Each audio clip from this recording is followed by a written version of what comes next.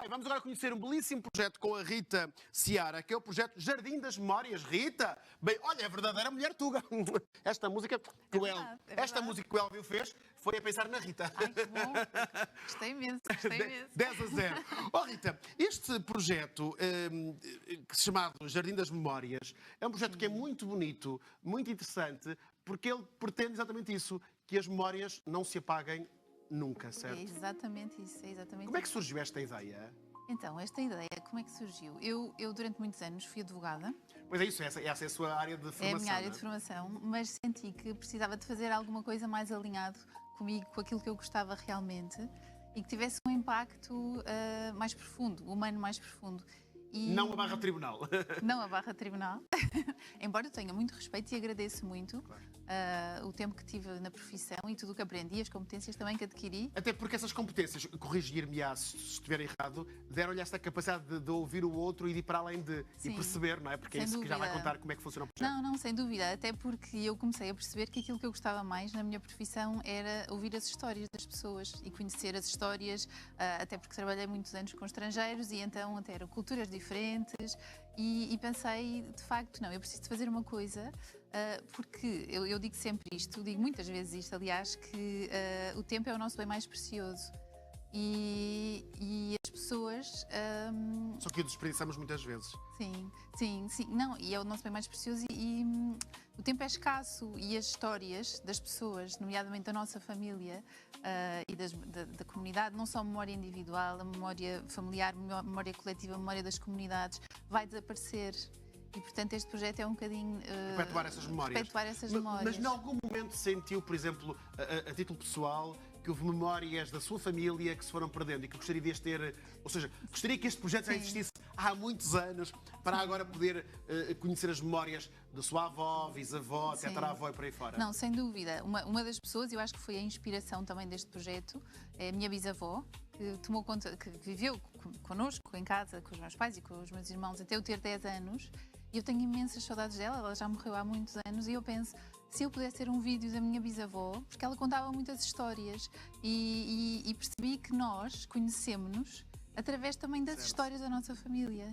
E, portanto, eu pensei que todos temos uma história para contar e era muito importante preservar estas histórias e agir porque... E ouvi-las na primeira pessoa. Eu ouvi-las na primeira pessoa. Entretanto, eu também fiz o vídeo da minha avó, do meu pai, para preservar já também. E já estou a trabalhar com outras famílias e percebi que era giro e que era interessante preservar não só as memórias das famílias, mas também da comunidade, memórias mais coletivas. Estou a trabalhar com instituições e através de relatos, de testemunhos de pessoas, contar as histórias das comunidades. Mesmo aqui na região do Porto, estou também já a trabalhar. Então vamos explicar como é que isto funciona. Okay, este jardim é um jardim metaforicamente falando, portanto ninguém vai com a enxada e com o ancinho para o jardim. Podia ser também, mas não é o caso. Sim. Portanto, conversa com a pessoa ou com a instituição, depois aí já vai explicar as diferenças, e grava em vídeo. Sim. Mas como é que é feita esta abordagem? Imagina que eu agora, vamos fazer um caso prático, imagina que eu agora quero colocar as minhas memórias. Certo? Quero que faça essas minhas memórias. Vem até mim durante quanto tempo, fala comigo, quer ver as minhas fotografias. Como é que funciona? Sim. Um caso prático. Pronto. Okay, caso prático. No meu caso, eu, José Manuel, digo-lhe, Rita, quero fazer as minhas memórias. Ok. Então, o que é que nós fazemos em primeiro lugar? É eu conhecer o José Manuel, perceber qual é a sua história, o que é que gostaria de contar. Porque eu não vou contar a minha vida, se eu tiver 80 anos, não vou contar os 80 anos. Há aspectos que eu quero contar, não é? Ou a vida profissional, ou pessoal, é isso? Sim, aquilo que a pessoa... Ou seja, no fundo, nós queremos trazer a história, a essência da pessoa. Registar, não é só factos, não é? Eu nasci no dia X, vivi, trabalhei... Não, é captar um bocadinho as emoções, a voz, a forma como conta as coisas, porque é que decidiu determinadas situações na sua vida desta forma ou de outra. Portanto, é preservar, e o registro é em audiovisual e é formato de entrevista contado na primeira pessoa, porque eu acho que é a forma que nós conseguimos captar melhor a essência da pessoa. A voz, os risos, a forma como conta a história, é assim... Os silêncios que contam, os silêncios, contam falam muito, não é? Sim. Portanto, vem ter comigo, com a nossa equipe, diz que quer fazer este registro e depois escolhemos normalmente o local. Pode ser... Eu tento escolher um local onde a pessoa se sinta bem. Claro. Porque nós queremos mesmo captar a essência da pessoa. E é muito engraçado porque normalmente é em casa, e no lugar onde a pessoa normalmente está sentada. Na sala, ou na cozinha. Sim, há sempre um lugar que as pessoas têm, e isso é muito engraçado também de ver. E é que a pessoa se sinta vista, se sinta ouvida e que possa... Depois funciona em formato de entrevista. Ou seja, formato de entrevista. durante esse documentário, no fundo é um documentário, não é? Sim. A Rita está comigo, faz-me perguntas, Sim. vai encaminhando a conversa para os pontos mais interessantes, que percebeu que são aqueles que vão ser tocados. Há um questionário prévio. Eu até tento conhecer as pessoas primeiro, falar um bocadinho com elas também para estarem à vontade comigo.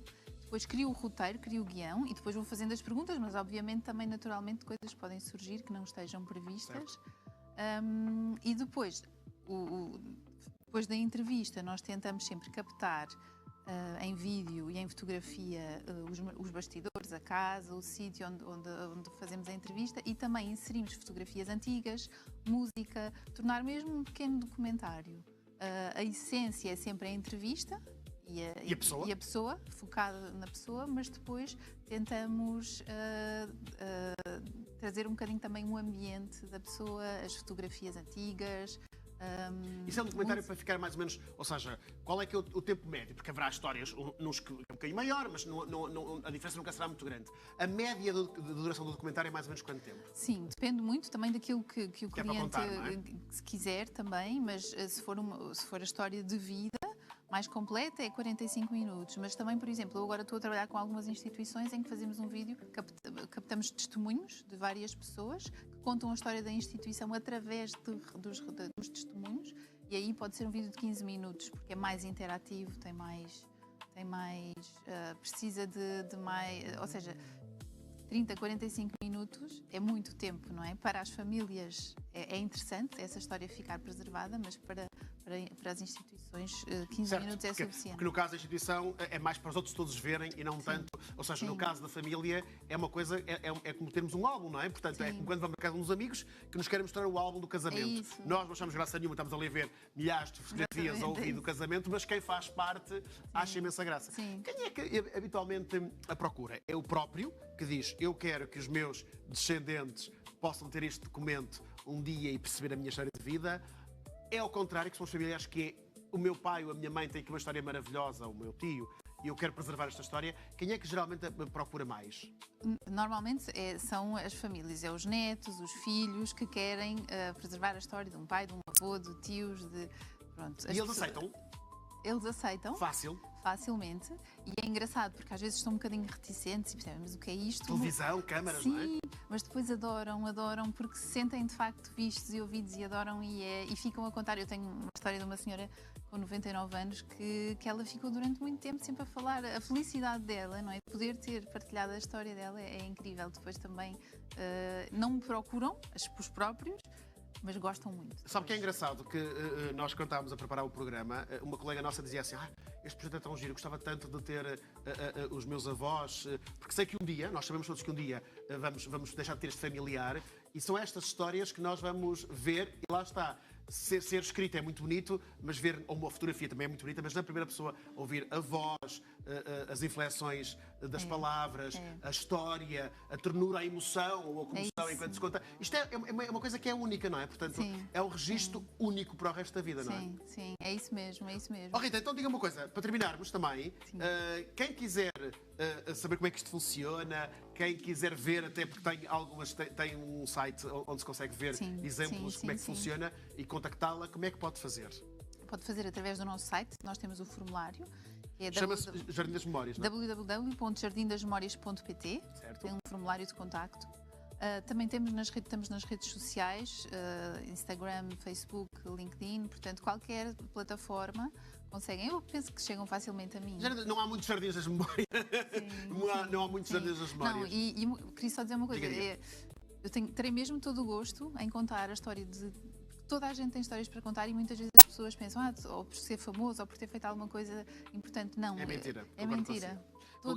E eu que ando nisto há muitos anos, sinto que geralmente, aliás, quase sempre quem me surpreende com grandes histórias é o cidadão mais anónimo e a pessoa mais simples. Exatamente. É que tem histórias mais surpreendentes. É isso mesmo. Não é que as outras não sejam, mas as outras seriam evidentes. Aquela pessoa que chegou àquele patamar, o artista que fez isto e que fez aquilo, é normal que o tenha acontecido, mas aquela pessoa mais velha que teve um ato heroico, a forma como fez para sustentar a família, o que passou, a forma como é ativa na sua sociedade. E essas são as histórias que mais vezes surpreendem e espero que o seu projeto continue a trazer essas histórias e que um dia, quem sabe, possamos partilhar para muita gente essas histórias, até porque tem consciência disso e será um documentário para o resto da vida. Daqui a muitos anos, se calhar, vamos contar como é que era agora, muito também através dos seus documentários. Muito obrigado. Obrigada. Jardim das Memórias, procurem.